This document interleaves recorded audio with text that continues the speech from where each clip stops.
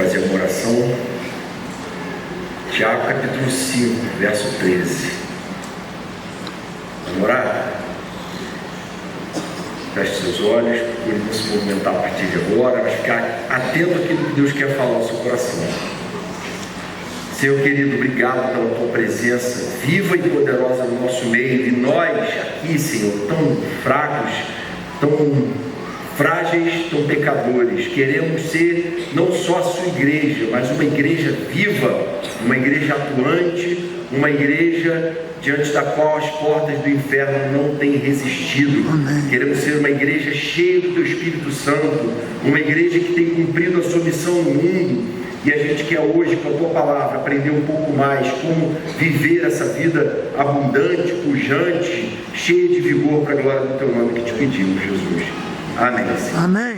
A gente quer experimentar essa vida em abundância sobre a qual Jesus falou.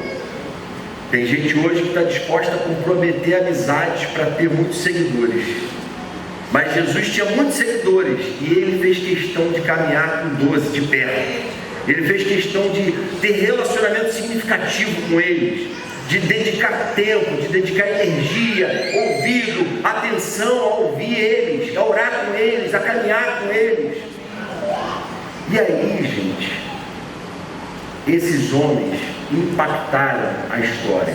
É isso que acontece quando a gente entende que a chave para uma igreja viva, a chave para uma igreja cheia do Espírito Santo, é uma igreja que vive relações cheias de amor e de afeto significativos. Então, quais seriam os fundamentos bíblicos para que isso seja viável, uma vez que todos nós somos pecadores, não é? Não sei se você já ouviu isso uma vez, um pastor disse o seguinte: tem gente separando por causa de incompatibilidade de gêneros, né? Uma das razões alegadas para a separação. E aí ele fez uma crítica dizendo assim: você já viu dois seres humanos compatíveis? Não existem dois seres humanos compatíveis. Nós somos pecadores, somos obstinados, somos passionais, somos cegos para os nossos próprios defeitos e pecados. Então a gente precisa ser confrontado por Deus e pela verdade do Evangelho para a gente se conhecer. Então, quais são verdades fundamentais que podem capacitar a gente a viver como uma igreja viva? Eu entendo que Tiago traz para a gente aqui algumas direções nesse sentido, nesse texto que a gente vai ler. Fica atento à leitura, Tiago 5, verso 13. Entre vocês há alguém que está sofrendo, que ele ore. Há alguém que se sente feliz, que ele cante louvores. Entre vocês há alguém que está doente, que ele mande chamar os presbíteros da igreja, para que estes orem sobre ele e o unjam com óleo em nome do Senhor. A oração feita com fé curará o doente, o Senhor o levantará, e se houver cometido pecados, ele será perdoado. Amém. Portanto, confessem os seus pecados uns aos outros e orem uns pelos outros para serem curados. A oração de um justo é poderosa e eficaz. Elias era humano como nós. Ele orou fervorosamente para que não chovesse, e não choveu sobre a terra durante 3 anos e meio. Orou outra vez, e os céus enviaram chuva, e a terra produziu seus frutos. Meus irmãos, se algum de vocês se desviar da verdade e alguém o trouxer de volta, lembre-se disto: quem converte um pecador do erro do seu caminho salvará a vida dessa pessoa e fará que muitíssimos pecados sejam perdoados. Amém. É tudo isso, e transformar aquela igreja num clube religioso, e se acomodaram nessa espécie de ritualismo institucional, eclesiástico, de ir à igreja, de ter uma vida nominal do Evangelho e de não ir além da sua visão de comunhão. E quando a gente vai para a Bíblia e lê textos como esse, a gente percebe que o que Deus quer de nós é muito mais profundo. E o que a Bíblia desafia a gente a viver é algo muito mais significativo, muito mais vivo, muito mais tremendo e maravilhoso. Então, quais são as características de uma igreja viva? Em primeiro lugar, para Tiago, uma igreja viva é uma igreja que ora. A oração é o tema central nesse texto todo que a gente acabou de ler. Ele vai falar sobre alguns aspectos da oração aqui. Por uma razão simples, na verdade, a oração é o tema central quando o assunto é a vida da igreja. Não existe uma igreja viva se essa igreja não ora. Não existe um cristão vivo se esse cristão não tem uma vida de oração, não tem relacionamento com Deus, não tem intimidade com Deus. E E.M. Bounds, um autor que escreveu muito sobre oração, ele falou algo muito marcante. Ele diz o seguinte: o que a igreja precisa hoje não é de um maquinário aperfeiçoado, nem de novas organizações ou de mais e melhores métodos, mas de homens que o Espírito Santo possa usar, homens de oração, homens poderosos na oração. O Espírito Santo não flui por intermédio de métodos, e sim por meio de homens, não unge planos, e sim homens de oração. Quer viver comunhão verdadeira, comunhão com Deus. Não basta ver o nome do rol, não basta vir domingo, não basta, eu quero Deus.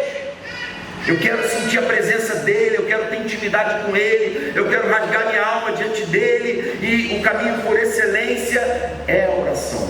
Isso deveria ser natural, não é? A gente quer estar junto de pessoas que a gente ama, e se a gente diz que ama Deus, a gente quer estar junto dEle, a gente quer falar com Ele. Mas por que a Bíblia toda hora diz que a gente precisa orar, que a gente tem que orar o tempo todo, e ordena a gente a fazer uma coisa que é óbvia? Porque o pecado cria um ruído e uma barreira na nossa comunicação com Deus. E Tiago aqui resgata esse princípio da oração dizendo o seguinte: olha, tem 3 níveis de oração aqui que ele fala. O primeiro deles é a oração individual, pessoal. Está alguém sofrendo? Que ele faça oração, que ele ore. Primeira pessoa que tem que estar interessada em tratar os seus próprios sofrimentos, em resolver suas crises e suas questões diante de Deus, é a própria pessoa que está sofrendo. Então essa pessoa tem que ser a primeira pessoa que vai se colocar diante de Deus em oração.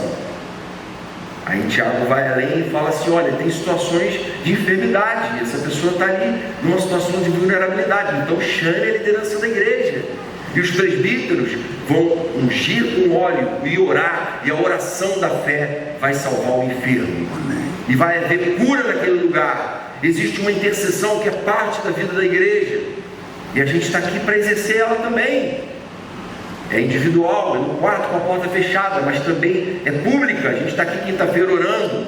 As irmãs do MUV, 6 horas, a igreja às 8, o UP, o GOL, cada um tem as suas reuniões de oração, e a gente está mobilizado e está junto, orando uns pelos outros. Intercessão coletiva, ele fala assim: orem uns pelos outros. Isso tem a ver com a nossa vida em comunhão, a nossa intercessão mútua. A obra que Deus quer completar na minha e na sua vida requer de nós que o busquemos em oração. Interessante, ele diz o seguinte: a oração de um justo é poderosa e eficaz. Fala o seguinte: olha, você sabia que não é a oração do pastor ou do presbítero que são as orações mais poderosas, porque eles têm esse dom e esse cargo na igreja? As orações mais poderosas são as orações do justo que crê, a despeito de que título ou de que cargo ele tenha, de qual seja o seu dom. Aquele que clama e ora, uma vez que ele é dotado com o Espírito de Deus, ele se torna um sacerdote de Deus, e ele tem autoridade para interceder a Deus por aqueles que estão à sua volta. Então, para confessar e para abrir o coração, porque a gente está numa sociedade em que ser soberbo é normal, é até meritório. Você ser uma pessoa assertiva, uma pessoa que sabe se impor, uma pessoa que sabe se colocar, as pessoas aplaudem isso. E aí vem o Evangelho e diz que a gente precisa rasgar o coração e confessar e expor fraquezas e mostrar que a gente não é melhor do que ninguém, que a gente não está em situação de julgar ninguém, que a gente é feito também de carne e osso, que a gente também é pó, veio do pó, e Deus conhece a nossa estrutura e sabe que a gente é pó.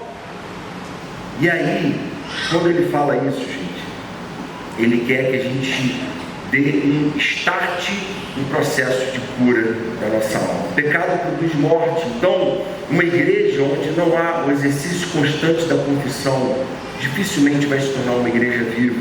Diz: quem converte o pecador do erro, do seu caminho, salvará a vida dessa pessoa e fará que muitíssimos pecados sejam perdoados. Veja bem, a igreja não salva, mas a Bíblia diz que a igreja é o corpo de Cristo, e diz que Cristo salva.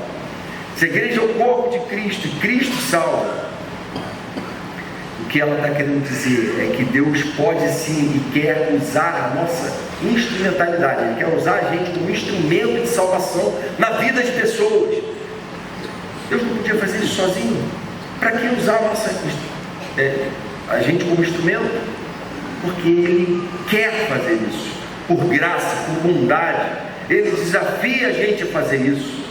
Ele desafia a gente a colocar em prática esse sacerdócio universal da intercessão por aqueles que Ele colocou à nossa volta, para a gente amar, para a gente investir, para a gente evangelizar, para a gente convidar para vir junto com a igreja, para a gente levar para a célula. Então, necrosada, se ela não receber esse oxigênio, se ela não buscar viver uma vida de oração contínua. Por isso Paulo fala que a oração não pode ser esporádica, a gente tem que viver em espírito de oração. Eu entendo que é isso que ele está querendo dizer em 1 Tessalonicenses 5,17, quando ele fala assim: olha, orem sem parar, orem sem cessar, orem continuamente. Jesus vivia isso, não é?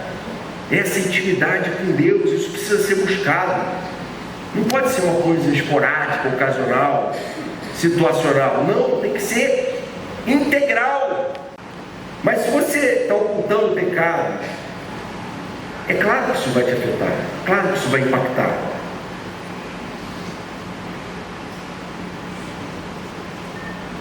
E tudo que o nosso inimigo, o acusador, quer fazer é ver a gente protegendo pecados que a gente já devia ter abandonado há muito tempo, que a gente já devia ter colocado para fora, confessado, tratado diante de Deus.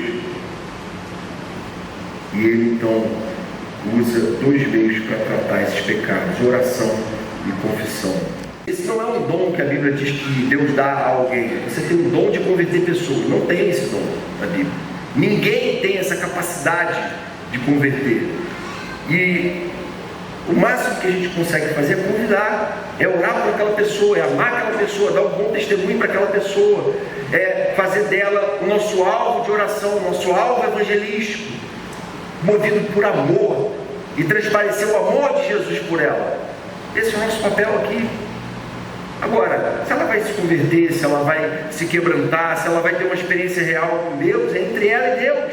Essa noite quero te agradecer por esse texto que ensina para a gente princípios tão elementares e ao mesmo tempo vitais para a gente nunca ser uma igreja meramente institucional, mas que a gente sempre seja uma igreja viva, cheia do teu Espírito, uma igreja onde o Senhor tem tratado o seu povo, onde o Senhor tem nos aperfeiçoado em amor, onde o Senhor tem nos ensinado a viver uma comunhão verdadeira, uma comunhão profunda, uma comunhão transformadora, não só para a igreja internamente, mas para o mundo à sua volta.